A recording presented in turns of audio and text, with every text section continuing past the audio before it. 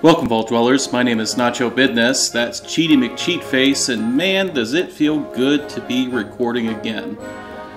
I fought through some mod problems, some mod conflicts, and some crashes, and unfortunately I lost about 180 hours of gameplay, which is too bad, but the good news is that everything I lost has already been recorded, so I've essentially rolled back my playthrough until right before mods got started. I won't bore you with all the details, but suffice to say I spent a ridiculous amount of time trying to recover that stuff because I liked those settlements and I had some plans for revisiting some of those things, but c'est la vie.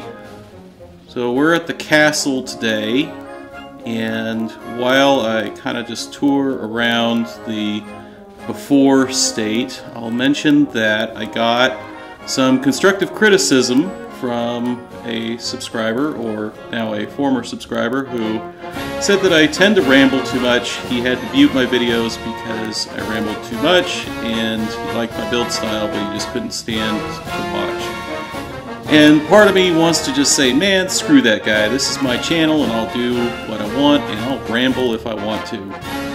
But ultimately, since I ask for constructive criticism at the end of every video, I think that it would behoove me to do my best to try and listen to that.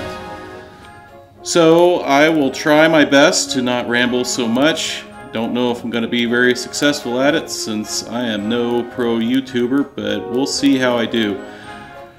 As far as the the real world part of the story here, this is one of our biggest areas that we can build in, just as far as the sheer amount of square footage.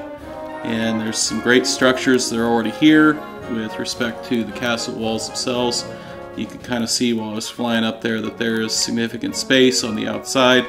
The reason why I do these before shots is just because it reminds me, and maybe reminds you too, of what these places look like before we really get started with them.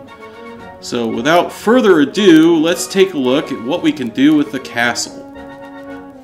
Here we are in our Minuteman General's uniform, because the castle is, after all, the heart of the Minuteman Settlement Network. And it is a big settlement. So before we go down inside there, let's take a look around the walls. We've got some guard stations here that protect the gate that's directly underneath my feet, and we've got some artillery, and I've gone and repaired all of the walls using concrete blocks, and none of this is anything that you haven't seen before, including this little outhouse structure here, because it's a Nacho Bidness settlement after all. This guardhouse takes care of the other main entrance, and it features something that was in real medieval castles called a murder hole. It was a place where guards could shoot down at people that were coming through a gate and made it past some outer defenses. I was not able to completely decorate this settlement the way that I usually do, or that I would like to, because I have glitched the size bar enough times to build this place that I am starting to get frame rate stutters, and I'm starting to get texture loading errors, and so all of the bedrooms and buildings are at least furnished in that there are usually places to sit, containers, some sparse decorations, but I have not done junk decoration here. Let's go take a look over here, and we're going to make a little circuit outside the walls as we pass another outhouse, because one of the things that actual medieval castles did was a lot of times people would live outside the walls with the intent of going inside in the event of attack. And so that's what we've got going on here. This was a challenging structure to build because I set myself the goal of mixing wood and steel and barn and concrete, because that was all of the different material types that were available when I built it. And it's a fisherman's house. We've got a bedroom down here for some parents, as well as a dining area. And you might have seen the cooking station outside. Upstairs is the room where the kids live.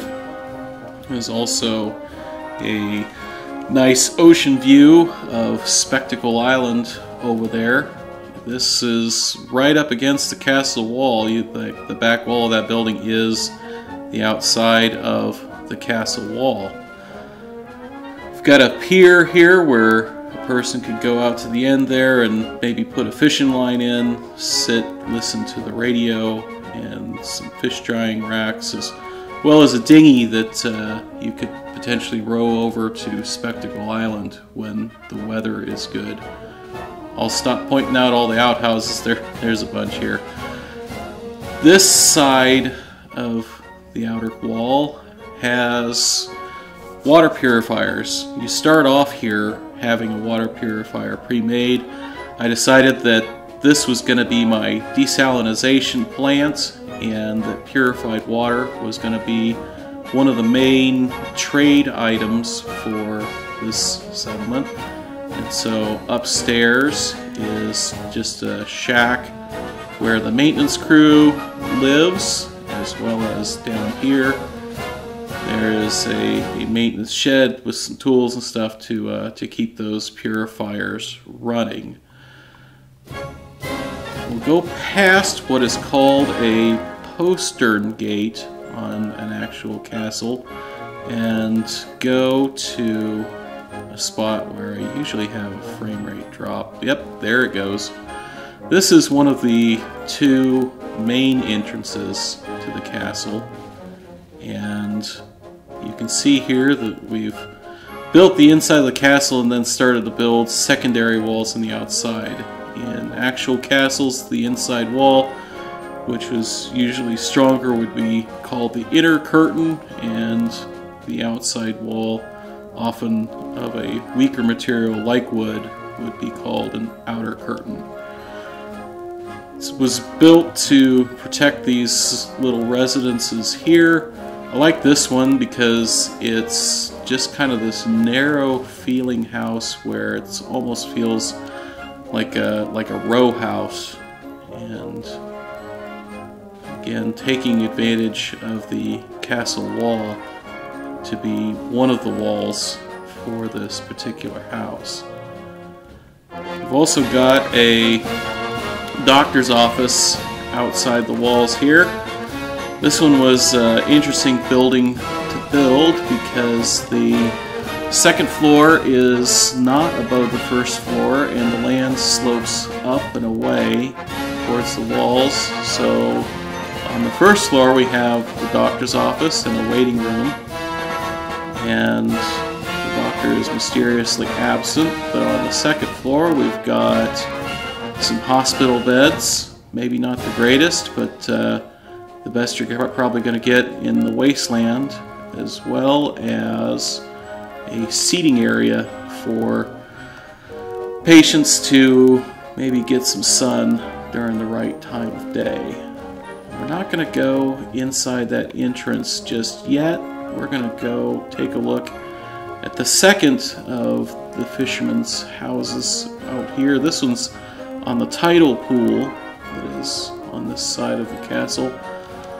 I like this one because of this little feature right here, this little balcony or patio where you can sit and fish over the side, especially after the tide rolls out, and maybe catch some fish and supplement your diet, as well as I kind of figure that the people that live here probably like go clamming and maybe use some lobster pots out in that tidal pool. Over here is another of the main entrances, which looks like we've got a provisioner headed in. I used kind of a layered effect here where the inside was all built up, and it's like, man, I want to keep building here, and so that's when I started putting this extra stuff on the outside, and hopefully that gives it just a little bit more realistic feel, like something that was built over time. I'm not going to go inside of every shack because there's not really anything all that interesting to see in every single one. I will go up here, and I think the mismatched furniture was a nice touch, and this is also a nice view of Spectacle Island. The inside of the residence here has a couple of beds as well as a nice seating area and a television because, in my imagination at least, the gunners over at Gunner Plaza will sometimes fire up the TV transmitter, show old movies, and sometimes even do live broadcasts. This here is a decon station because decon is mandatory. There are no exceptions. They don't want to have any kind of outside radiation in here. I'm going to have to get in the build mode here, so you'll have to pardon me. It takes a minute to get into build mode. I don't know if it's because I've built so much here or because I have got so many mods running, but it just takes so long to load. There we go. And if you're not familiar with this trick, you can use turrets to push around Brahmin and settlers and just kind of get them out of the way. So just kind of push that guy back over there. Cancel, and the turret goes back to where it was. And now we're inside the main entrance here. And as we look around, we've got our obligatory trading post on the left here. Sometimes it's hard to know what to do with these things because we've all seen lots of fun and interesting builds with those. This one I have chosen to put a veterinarian next door to it because I figure if you are a merchant in the Commonwealth and your Brahmin gets sick, you are in a world of hurt. And so although this is technically a doctor, she's got some stuff here that is maybe more appropriate for working on large animals. I've got the farm kind of placed on the insides of the walls here because I figure that if there's any kind of siege, this castle is going to be more or less self-sufficient. Let's go take a look at the power armor garage. We're not going to go inside the walls today. We're going to come back at night after I turn the lights on.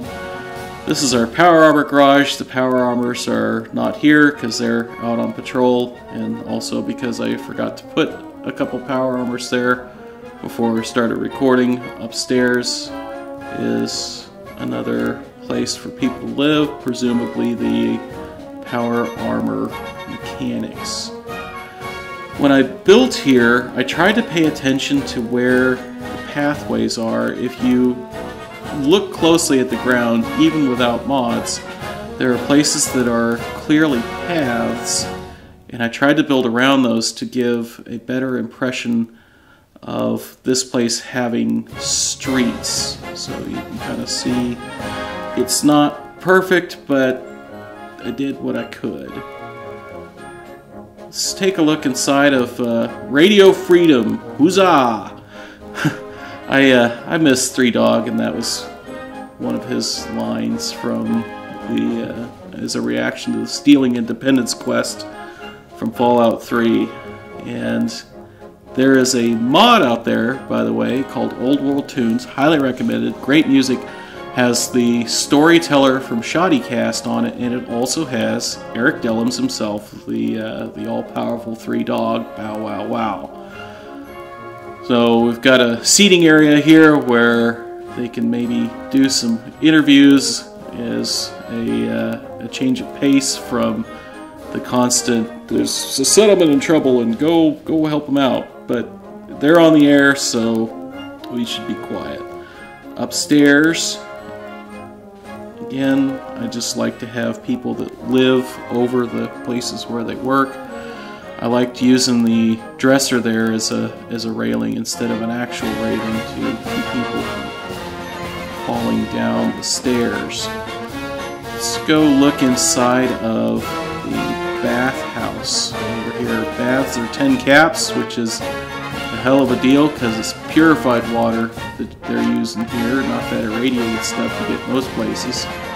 So you can use the ladies or the men's and just kind of get freshened up before you go into the rest of the castle proper and start trading with the merchants or talking with the general of the Minutemen or whatever. Over here is something that I like. I don't care for this roof as an actual house roof, but as a tarp over an outdoor seating area, I think it looks pretty good. This is one of the nicer places to live because it's got plenty of room and a seating area and a TV. This one over here has a seating area on the first floor, some bedrooms on the second floor, and on the third floor is an open air kitchen as well as a kind of halfway decent view of the rest of the settlement, although once I built that shack there, that got spoiled a little bit. A case of civic planning done wrong. Let's go take a look at one of the junk vendors real quick. We'll go up this way. Obviously this is not decorated and my merchant is missing, but these junk shops, I've done a bunch of them and so has everybody else, so even though I feel a little bad for not having it here or not having it decorated, it's not anything that you wouldn't have already seen before. Upstairs is a nice open air bar where you can come and relax when the weather is nice, as well as one of the settlement chemistry stations. I like to put these outdoors and away from confined spaces because I figure the fumes and the smells that they give off probably not good for you. Let's go past another residence here. I'm skipping an awful lot of those, but again, it's not stuff that you have not seen before. And let's just head this way. I did not replace my generators with like the high-tech versions of these things that take less space because the Minutemen are not the most scientifically advanced organization, so having these big, loud, noisy, more primitive generators felt like the right choice. Have another decontamination arch at this entrance because decon is required, no exceptions, and got a guard station with a mysterious electrical glitch. Wish I knew how that got started or how I could finish it. So there we go. That is the bulk of the castle. We'll come back and take a look at this place after night and kind of finish off some of the things that I haven't shown yet. If you liked the video, be sure to hit the like button down below. And if you want to see more, be sure to subscribe. If you didn't like, please tell me why down in the comments. I promise I will listen and I'll try and do better next time. Until next time, my name is Nacho Bidness, and it's a great big wasteland out there. Let's go have fun in it.